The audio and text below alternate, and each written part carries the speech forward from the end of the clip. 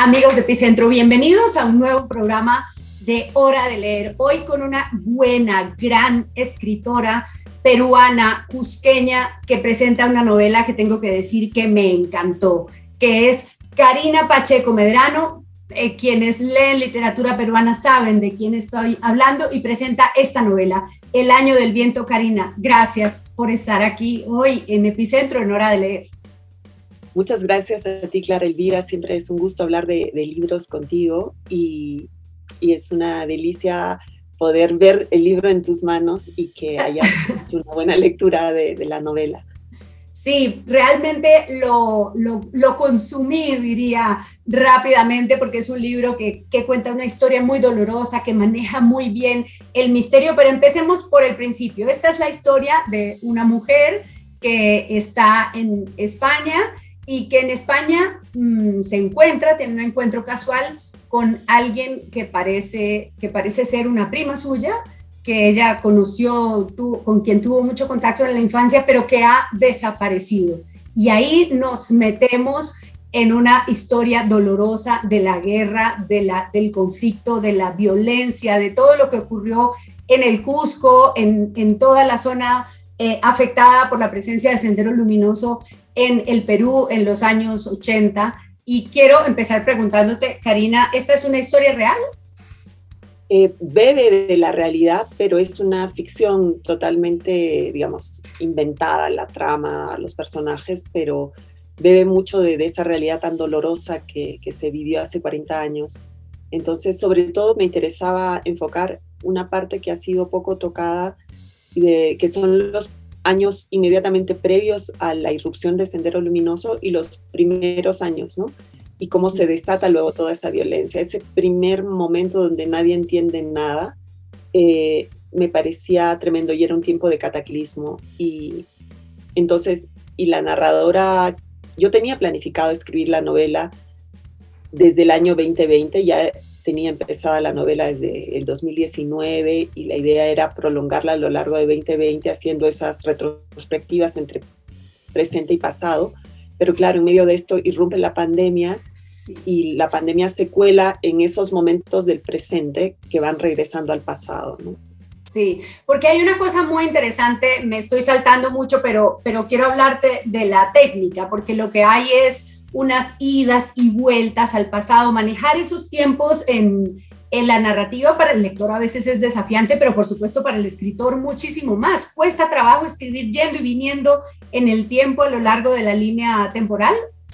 Digamos, desde el punto de vista técnico, exige más porque tienes que tratar de ver que al otro lado el lector pueda entender esas idas y vueltas, pero paradójicamente, al estar escribiendo desde momentos del presente en un momento cataclísmico para ya no solo el Perú, sino la humanidad, pero en particular en el Perú con tantos muertos, tantas precariedades reveladas, había como un diálogo con ese otro pasado de otro tipo digamos, de tsunami terrible, atroz y violento.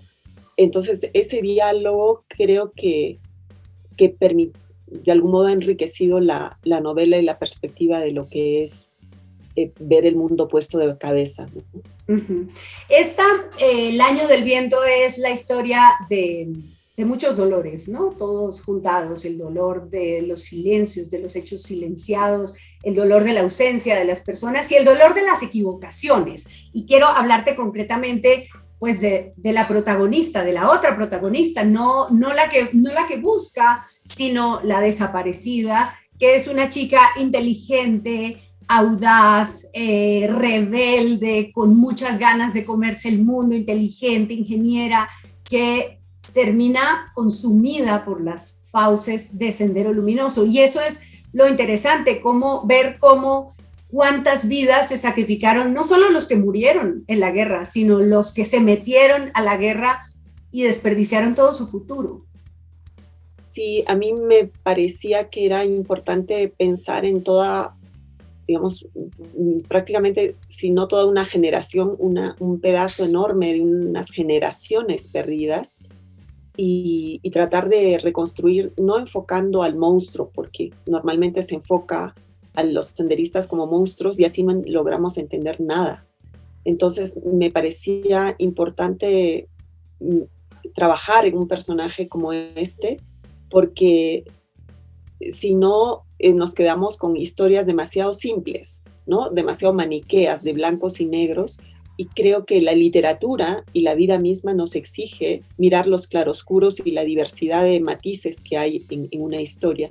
Entonces, ese personaje me parecía importante analizarlo, trabajarlo y bueno, recordarlo y bueno, presentarlo así como es ese personaje que nos desafía a hacernos preguntas terribles, ¿no?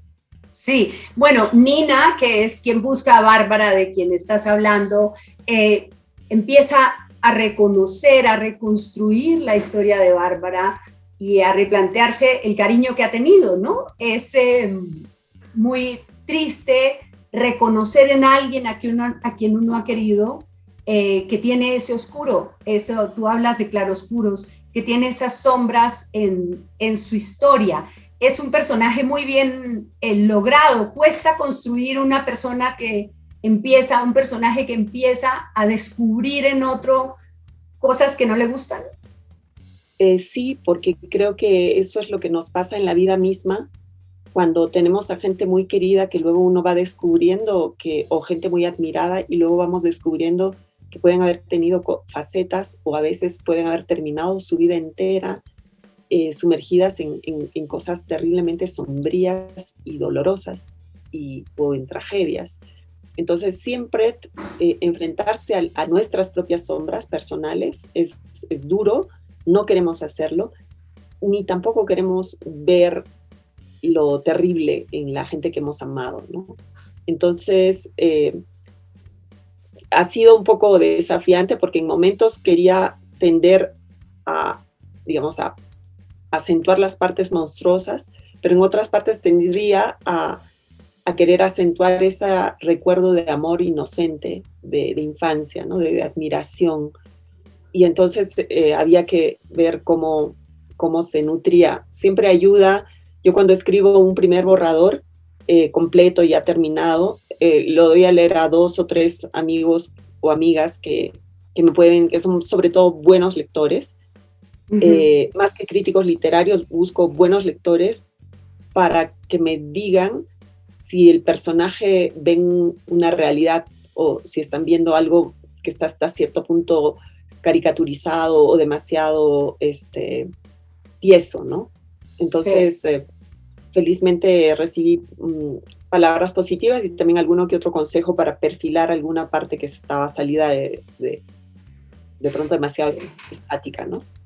Bueno, Karina, y también es un libro sobre mujeres, es un libro sobre una abuela fuerte, una abuela que conserva la tradición, que habla historias fascinantes, pero que además es víctima de esa guerra, una Bárbara que termina en la licuadora, digamos, en el torbellino de la guerra, una Nina que no quiere olvidar sus raíces. Es lindo que miremos la guerra en medio de todo, con ojos de mujer víctima, y en este caso también parte de los victimarios. Sí, me parece que en todas las guerras, en todos los conflictos violentos, generalmente son más retratados en medio del conflicto y la tragedia y el ejercicio de la violencia. Generalmente siempre hay más enfoque en las figuras masculinas, pero sin embargo, en todas las historias del mundo, las que buscan generalmente son las mujeres, ¿no? Casi siempre lo hemos visto que las que por lo mismo, por el hecho mismo de la sobrevivencia, las que buscan qué pasó son mujeres. Y por otro lado, me parecía importante en la figura de la vieja, está la vieja, la niña y la joven. La vieja que es esta abuela rural, mirando las cosas con esos ojos que solo da la vida a quien ha vivido mucho. Entonces, en un mundo donde, digamos, de algún modo estamos en un permanente elogio de la juventud y donde nos olvidamos de que en los mayores hay una mirada mucho más amplia. Y esa mirada de esta mujer mayor me parecía importante rescatarla también, porque podía contar cosas y mirar cosas y luego entrar con su voz dentro de la novela interpelando, ¿no? A las otras dos. Entonces, me parecía importante eso. Bueno, pues está muy bien lograda, Karina. Felicitaciones por esta novela y obviamente no puedo en esta entrevista dejar de preguntarte por el episodio de la FIL Guadalajara. Estabas invitada, estabas en una primera lista de invitados a la Feria Internacional del Libro de Guadalajara y algo pasó. Llegó un nuevo ministro, el ministro Ciro Gálvez, y dijo, no vamos a acabar con la argolla. Y quiero preguntarte por eso, porque has escrito un post de Facebook sobre este asunto de la argolla, de si la gente logra cosas en la literatura, y tú particularmente si has logrado cosas como esto gracias a la argolla. Mira, yo creo que no le debo nada a ninguna argolla, y creo que otras personas que fueron desembarcadas, como Cromwell Jara, que es un maestrazo de la literatura peruana, nadie lo puede acusar de una argolla. Si alguien comete un error, tiene que decirlo, por lo menos disculparse, y no justificar una metida de pata usando algo que en el Perú genera y hiere muchas sensibilidades. Porque es verdad, en el Perú el tema de pedir favores, lograr las cosas por una suerte de privilegios, el buscar la vara de alguien para que te ayude, es muy común y la gente suele creer ese tipo de cosas, ¿no? Entonces, en vez de decir simplemente queremos ampliar la lista y hacerlo de buenas maneras, se actúa de una manera violenta, que es al caballazo, de tirar las cosas en lugar de ver cómo ampliamos esa red. Entonces, eso era muy torpe, muy malcriado y muy irresponsable, y además repetir, y sigue este señor repitiendo que nos han desembarcado por argolleros, es difamar también. Y en el Perú, donde se difama con tanta facilidad, creo que hay que decir las cosas por su nombre y decir me estás difamando. Y a mí esa parte no me gusta. Ahora, del otro lado, me parece importante que las ferias del libro recojan la diversidad, haya más diversidad de voces regionales. Yo como cusqueña, con mis primeros libros, ciertamente he sentido que es más difícil acceder a medios cuando uno está empezando, cuando eres de regiones, ¿no? Porque estás más lejos de los centros de comunicación. Entonces, yo no podría criticar que haya una necesidad de mayor representatividad de voces regionales, pero hay que hacerlo bien y hay que hacerlo construyendo, porque continuamente recurrimos a el acto violento. Lo violento no es solo la acción física, sino las formas. Y entonces creo que esto no, digamos, para nosotros hace un maltrato, pero también hace que muchas de esas importantes voces que han sido introducidas en la nueva lista injustamente pagan el pato de algo que se pudo haber hecho bien y se hizo de malas maneras. Uh-huh.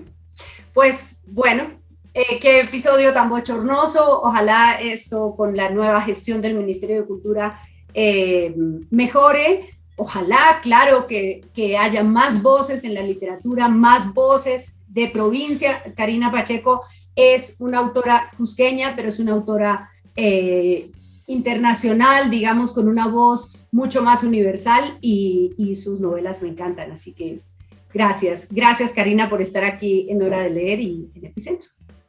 Muchas gracias, Hora de Leer, muchas gracias, Clara Elvira, un abrazo y bueno, que ese año del viento siga volando. Que así sea. Y usted recuerde que no lo encuentre el diluvio, sino un libro debajo del brazo. Hasta pronto. Hasta pronto.